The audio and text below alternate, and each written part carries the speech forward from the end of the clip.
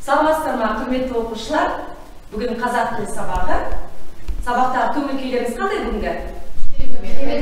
Жақсы. Олай болса, кезекші кім екен бүгін? Сәулет, бүгін сабақта кім бар, кім жоқ? Маған жылдам. Бүгін сабақта барлығы түгел. Тамаша. Олай болса, сабағымызды бастаймыз. Бүгінгі сабағымыздың тақырыбы ғарышқа бастар жол деп аталады. Тақтаға назар аударайықшы. Тақтада бүгінгі сабағымыздың оқу мақсаттары тұр. Мақала, презентация құрылымы мен рәсімделеу арқылы жанрлық ерекшеліктерін ажырату, сөз тіркесінің байланысты тәсілдері мен түрлері, есімді, етістікті сөз тіркесін ажырату, қолдану екен. Жақсы. Олай болса, балалар, бізге өткен сабақта үй тапсырмасына қандай тапсырма беріліп еді? Қаншасыншы жаттығу берілді? Айдина? Тоқтар Әубәкіровке мінездеме. Тоқтар Әубәкіровке мінездеме 6-шы жаттығу. Жақсы. Айдинадан. Тоқтар Әубәкіров батыл ержүрек, қазақ халқының тұңғыш ғарышкерлері атағын алған. Осыдан 20 жыл бұрынғы ғарышқа кеңістігіне бағындырған батырлардың арасында қазақтан шыққан тұңғыш ғарышкер Тоқтар Әубәкіров те бар. Айдинаның кемшілігі қай жағында деп ойлайсыздар? Өз ойларыңызды айтып отырыңыздар. Мен ойымша, бұл баяндама жазылған секілді Айдина. Өйткені баяндама Тоқтар Әубәкіров баяндама береді. Ал мінездеме, яғни ол кісінің батырлығы, ерлігі туралы жазылған. Және өзінің жеке мінездік қасиеттері толығымен ашылуы тиіс еді.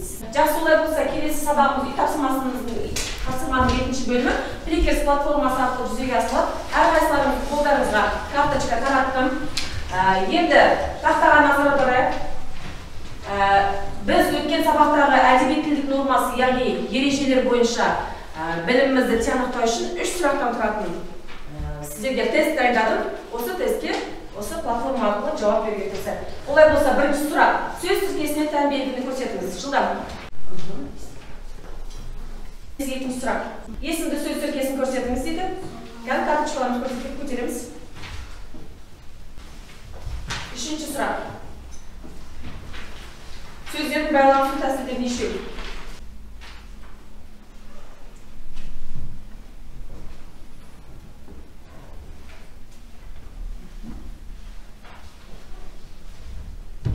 Жақсы, осы 3 сұраққа толығымен жауап бердік. Барлығымыз енді жауаптарымыздың нәтижесін тақтадан көрейік. Жақсы балалар, жауап беріп болсақ тақтаға назар аударайық. Тақтаға бүгінгі үй тапсырмасы бойынша сіздердің білімдеріңіздің нәтижесі шығып отыр. Өте жақсы, 100%, 50%, 67%. Ерназар, Гүлжаз және Ақтолқын сіздерге үй тапсырмасы бойынша ережелерді қайталау керек екен. Жақсы, олай болса, жаңа сабаққа көшейік. Балалар, бағана мен сіздермен оқу мақсатын таныстырған болатынмын. Оқу мақсаты қандай еді? Яғни мәтін туралы, мәтіннің жанры, стилі байланысты. Енді талқылауға мен сіздерге бірнеше сұрақ қояйын оқу мақсатының. Оқу мақсаты сіздерге түсінікті болды ма? Иә, түсінікті болды. Талқылау сұрақтары. Жақсы. Ал енді осы оқу мақсатына жету үшін бүгінгі сабақта қандай қадамдар орындауымыз керек деп ойлайсыздар? Зере? Мәтіннің стилін анықтап алуымыз керек. Жақсы, тағдыр. Жанрын анықтап алуымыз керек. Тағдыр. Қандай қадам қоямыз? Бүгін не істейміз сабақта? Ерекшеліктерін ажырата білеміз. Дұрыс, құрылым мен ерекшеліктерін ажырата білуді үйренеміз, иә? Тағы да қандай? Тақырыпқа байланысты да қойыңызшы. Тақырыпқа. Не үйренеміз? Мәтінді рәсімдей білу жолдан үйренеміз. Және есімді тіркестерді ажыратамыз, табамыз, сөздерімізде қолданамыз, сөйлемдерімізде. Тамаша. Олай болса балалар, сіздерге бірінші тапсырма бұл өкіл әдісі деп аталады. Сіздерге қазір мәтін дегеніміз не? Қараңыздар, тоқтар, 3 сұрақ берген. Мәтін дегеніміз не? Мәтін қалай рәсімделеді деп ойлайсыздар? Мәтіннің жанрлық ерекшелігі қалай ажыратылады? Осы бойынша өзіміз қазір топ бойынша ақылдасып, ізденіп, постерге түсіреміз. Араларыңыздан бір өкіл сайлап аласыздар, және тайм-кейпер сайлап аласыздар. Тапсырманы орындауға 5 минут уақыт беріледі. Тайм-кейпер уақытты қарап отырады. Барлықтарыңыз топпен постер құрайсыздар. Бір өкіл сайлайсыздар, өкіл араларыңыздан басқа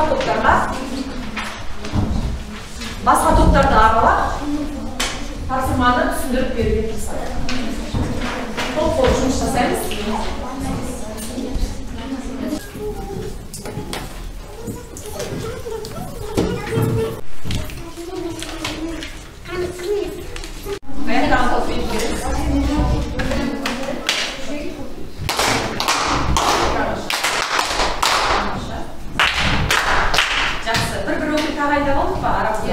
Жақсы, сағат тілімен бір өтіп, келесі топқа барып, осы тақырыптарды қолдана постерлерімізді түсіндіріңіздер.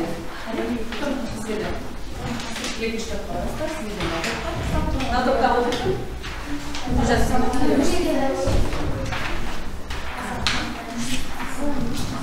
Басқа топ оқушылар сіздерде сұрақ болып жатса, немесе толықтыратын тұстар болып жатса, өтілге айтсаңыздар болады. Ерназар,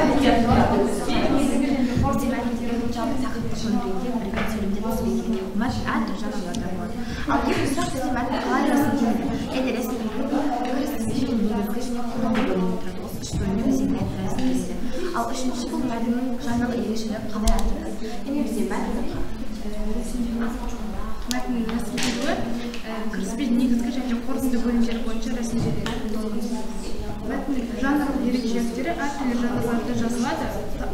Мақала, диалог, әңгіме және де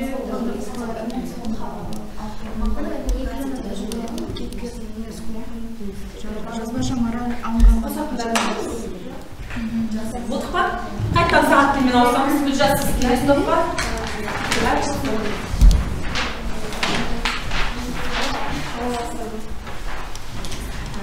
Толықтыратын жерлерімізді айтыңыздар.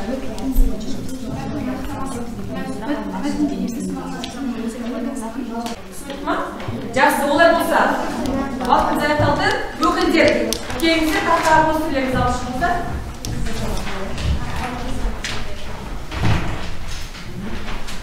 Ал жылдан бір ауыз сөзбен меней айтып шығыңыз. Бірінші сұрақ, мәтін дегеніміз не? Бірінші сұраққа жауап беріңіз. Мәтін дегеніміз мағынасы жағынан өзара байланысқан көп сөйлемдерден құралатын, көп сөйлемдердің жиынтығы деуге де болатын мәтінге негізінде ат болады. Тамаша, келісеміз бе? Аха, карточкаларыңыздың артында келісетін болсаңыздар, қалыптастырушы бағалы тұр, плюс, минус немесе қызықты деген белгіні қоямыз. Рахмет, отыра қойыңыз. Келесі, екінші сұрақ. Мәтін қалай рәсімделеді? Мәтін бәрінен ерекше ол жинақты мәтін болады. Мәтін өзінің автордың ойын, кейіпкердің мінез-құлқын жинақтап мәлімдеп береді. Мәтін кіріспе негізгі және қорытынды бөлімдерден тұрады. Жақсы, дұрыс, жақсы. Үшінші сұрақ, мәтіннің жанрының ерекшелігі қалай ашылады? Мәтінге көптеген жанрлар бар. Мақала, диалог, хабарлама ретінде. Диалог, яғни екі адамның сөйлесу арасындағы болады. Ал хабарлама мысалы ретінде бауырым мен сұрақтар ертіп гимназиясында сағатымызды концепт дейді. Мысалы бұны хабарлама деп атаймыз. Ал мақалама яғни газет журналдарда өтетін мақалама айтамыз. Яғни әр жанрына байланысты стильдік ерекшеліктеріне, тілдік ерекшеліктеріне байланысты біз мәтіннің жанрын ажырата аламыз. Жақсы, тамаша. Қанеке, барлықтарыңыз бағалау жаздықтан маған көрсетейік. Жақсы, плюс. Жақсы, бүгінгі өкілдерімізді және топтың жұмысын жақсы деп бағалаймыз. Тамаша. Олай болса балалар, тақтаға назар аударайық. Келесі біздің сабағымыз мәселелерді зерттеу ағашы. Келесі тапсырмамыз мәселелерді зерттеу ағашы әдісі арқылы өтпекші. Мұнда біз жұптық жұмыс жасаймыз. Енді сіздерге қазір мен жеке мәтін танып беремін. Мәтінді мұқият талдап оқисыздар. Мәтіннің жанры мен рәсімделуін жұбыңызбен талқылайсыздар және өз жауаптарыңызды мәселелерді зерттеу ағашына түсіресіздер. Түсініп ма? Мәселелерді зерттеу ағашында біз мәтіннің құрылымы, рәсімделу, жанрлық ерекшелігі қандай соны ажыратамыз. Түсінікті ғой? Жақсы, олай болса жылдам мәтінмен танысып шығайық.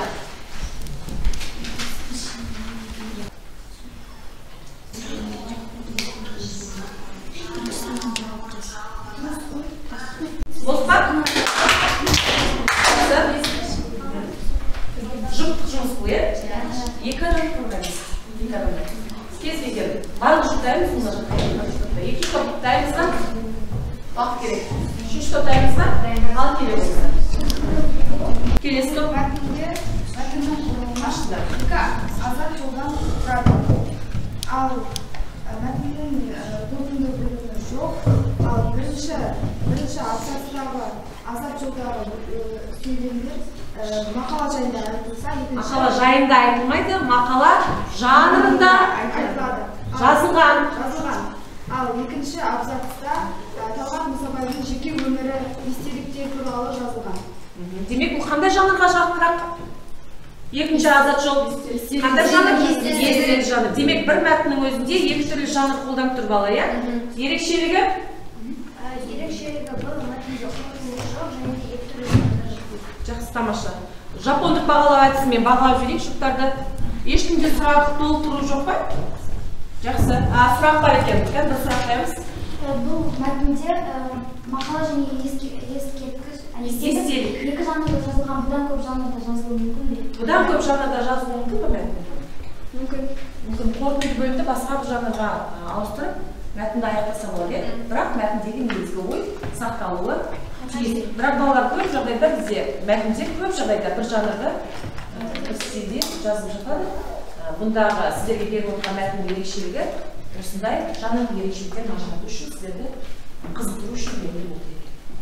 Келесі тапсырма бізде әдебиеттің нормасы бойынша, яғни есімді, етістікті сөз тіркестеріне бағытталып отыр. Енді бұл жеке жұмыс, мұқият түсіндіріп кетейін. Есімді, етістікті сөз тіркестері дегеніміз не еді? Қараңыздар. Сіздерде мәтін берілген, оқылым мәтіннен екінші азат жолындағы екінші, үшінші сөйлемдердегі есімді және етістікті сөз тіркестерін ажыратасыздар. Берілген сөз тіркестермен сөйлем құрайсыздар міндетті түрде. Түсіндік ма? Енді есімізге түсейік.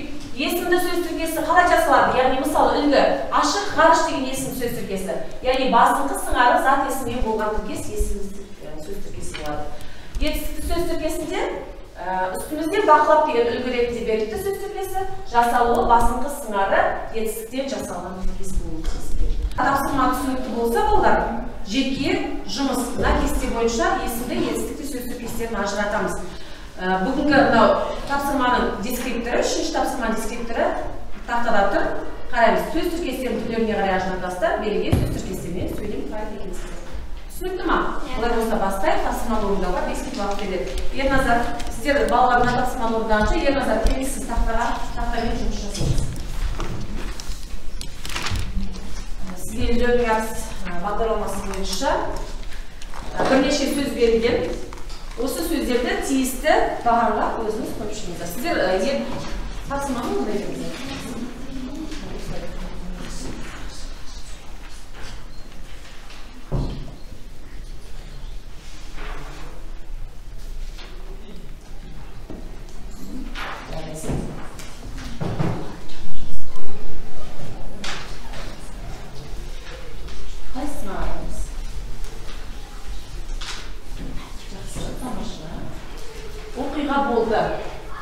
Оқиға болды, етістік көре, қайсыға барады? Ай, тамаша.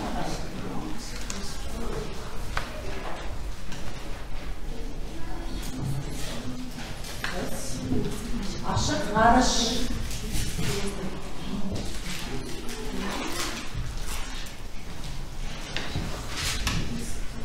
Тамаша. Енді жауаптарымыз тексерейік, дұрыс па, дұрыс емес па, қане? Керемет, сен дұрыс орындадың.